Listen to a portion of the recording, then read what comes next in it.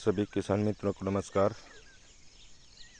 किसान मित्र, जो हमारे ग्रीष्म ऋतु गर्मी ऋतु में अगर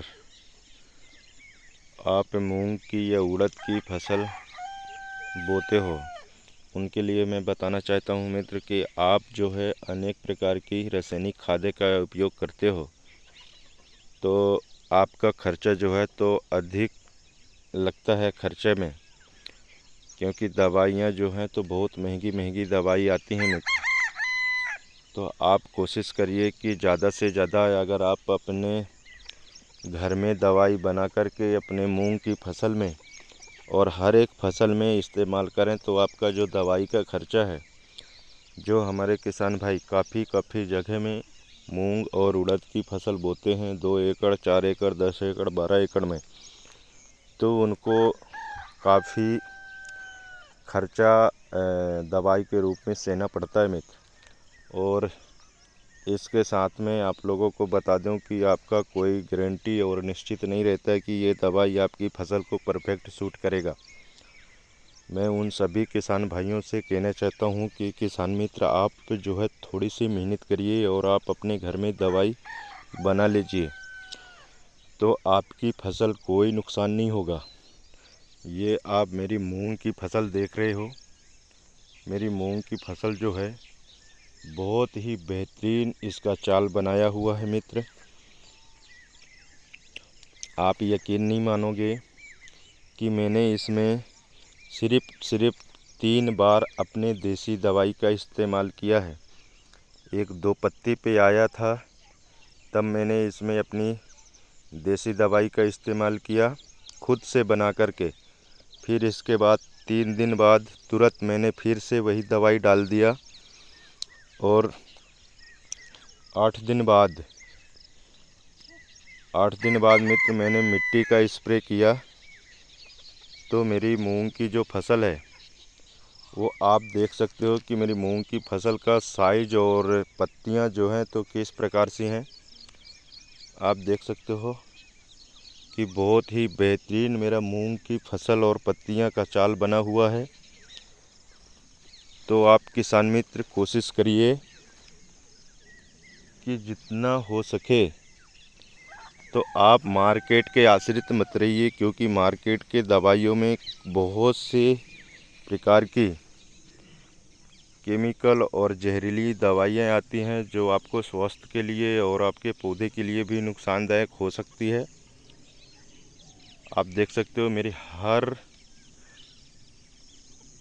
पत्तियाँ जो है तो बहुत बेहतरीन हैं। तो किसान मित्र, आप दवाई डालिए, मैं ये नहीं कहता दवाई मत डालिए। अगर आपको ट्रायल ही करना है तो आप थोड़ी सी जगह आप छोड़ लीजिए और थोड़ी सी जगह में आप रासायनिक दवाई का इस्तेमाल करिए, जबकि आपको पता चल जाएगा कि हमारा जो देसी दवाई जिस पौधे में हम जिस एरिया में डाले हैं उसका रिजल्ट क्या है और उसके साथ में जो हम रासायनिक दवाई डाले हैं उसका रिजल्ट क्या है। तो इसमें आप घबराएं नहीं मित्र। मैं आपको सजेशन इतना ही देना चाहता हूं कि आप जो है तो जैसे 1 एकड़ की खेती कर रहे हैं मूंग की, तो 1 एकड़ की जगह में आप थोड़ी सी जगह 10-20 डिसमिल जगह को क्या करिए कि आपको देसी दवाई का इस्तेमाल करना है और बाकी जगह में आपको रासायनिक दवाई का इस्तेमाल करना है। उसका रिजल्ट आपको दिखेगा कि अगर देसी दवाई आपकी फसल में बेहतरीन सूट कर रही है तो आपको देसी दवाई पूरे खेत में छिड़काव करना है। और रासायनिक दवाई से क्या होता है मित्र कि अपनी खेत में जो बैक्टीरिया है, चीड़े मकोड़े, इल्लियाँ हैं अनेक प्रकार की, जो अपने खेत को भी बनाती हैं और पौधों को भी साथ में नुकसान करती हैं।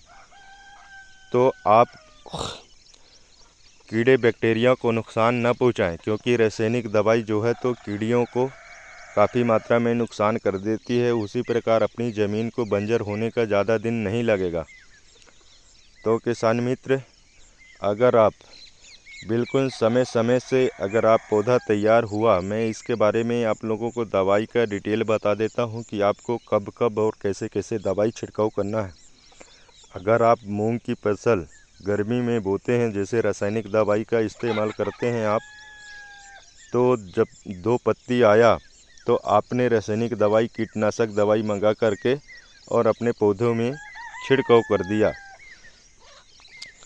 तो उसी प्रकार इसको करना है मित्र। अगर आप अपने घर में देसी दवाई बनाते हो, अगर देसी दवाई का आपको आइडिया नहीं है तो हमारे चैनल में जाकर के आपको मिल जाएगा किस प्रकार से दवाइयाँ बनाते हैं। उसके साथ में अगर आप मिट्टी का भी स्प्रे करते हैं तो मिट्टी का स्प्रे भी बहुत ही रामबाण होता है। और इसके साथ में कीड़ी जो लगती है आपके पौधे में, काटती है पौधे, वो कीड़ी पौधे नहीं काट पाएगी। कीड़ी पौधे क्यों काटती है? क्योंकि कीड़ी अपना भोजन बनाती है पौधे को काट करके।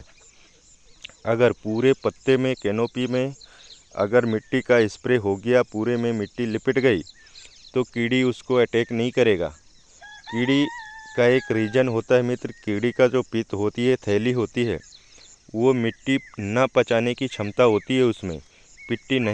मिट्टी को नहीं पचा सकता है कीड़ी। अगर धोखे से मिट्टी को खा लिया तो वो मतलब मर जाएगा।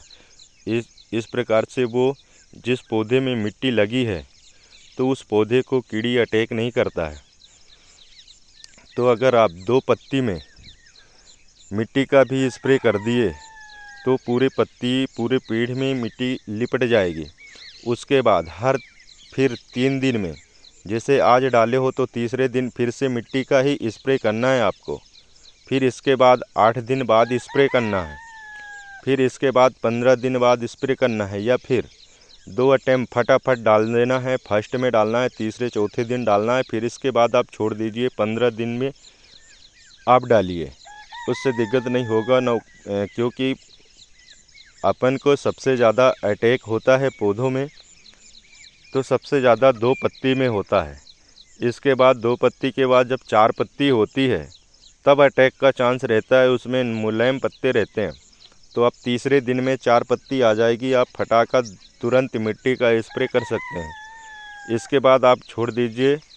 पौधे के हिसाब देखिए कि पौधे में कीड़ी तो नहीं लगी। अगर पौधे में कीड़ी लगी है तो 8 दिन बाद डालिए। अगर कीड़ी नहीं लगी है तो उसको 15 दिन के लिए गैप कर दीजिए। आपको फिर से दवाई डालना है 15 दिन में। फिर आप पौधे को अंदाजिए कि पौधे सही है या कीड़ी लगी हुई है। अगर कीड़ी लगी है तो फिर 15 दिन वेट कीजिए, 15 दिन में फिर डाल दीजिए आप पौधे में। तो आपको इस प्रकार, मैंने अभी तक अपनी मूंग की फसल में, आप देख सकते हो मेरी मूंग की फसल जो भी है, जितनी भी है, तो बहुत ही बेहतरीन पत्तियां हैं और एक भी इल्ली का चांस नहीं है, ना इल्ली का अटैक है। मेरा रीज़न यही था कि मैं 2 पत्ती, जब मेरा मूंग हुआ था तो मैंने कुछ जंगली जड़ी बूटियों के साथ में अपना 2 पत्ती के लिए दवाई बनाया था। फिर इसके बाद मैंने 2 अटैम्प फटाफट मिट्टी का स्प्रे किया, जबकि जो कीड़ी अटैक करती है फर्स्ट में, वो हमारे पौधे को नुकसान न पहुंचाए और अटैक न कर पाए। इसलिए किसान मित्र कहता हूं कि आप थोड़ी सी जगह में, मैं नहीं कहता आप पूरे जगह में आप मिट्टी और अपने घर की दवाई का इस्तेमाल करिए। अगर आपको घर की दवाई घर में ही बनाना है, उसका मालूम पता नहीं है, तो हमारे चैनल में जाकर के देख लीजिए कि किस प्रकार से बनाना है, तो आपको सब उसका जानकारी मिल जाएगा। और इसके साथ में आप पौधा अच्छा हो, तैयार हो जाए तो मिट्टी का स्प्रे करना ना भूलें, क्योंकि मिट्टी का स्प्रे आपको पौधे को ऊपर से नीचे तक का भोजन भी दे देता है। मेरा वीडियो इसी प्रकार से काफ़ी लंबा हो गया है मित्र, तो अगर आप लोगों को कुछ और जानकारी लेना है तो हमसे जुड़े रहिए। और आप कोशिश करिए कि ज़्यादा से ज़्यादा हम मार्केट के आश्रित ना रहें, हम अपने घर में जो चीज़ बनने वाली है उसका उपयोग करें। थैंक यू मित्र, धन्यवाद सभी हमारे सब्सक्राइबर भाइयों को जो हमसे जुड़े हुए हैं, हमारे साथ जुड़े रहते हैं उनको शुक्रिया, धन्यवाद। फिर मिलते हैं मित्र अगले वीडियो के साथ में। तब तक के लिए जय हिंद, जय भारत।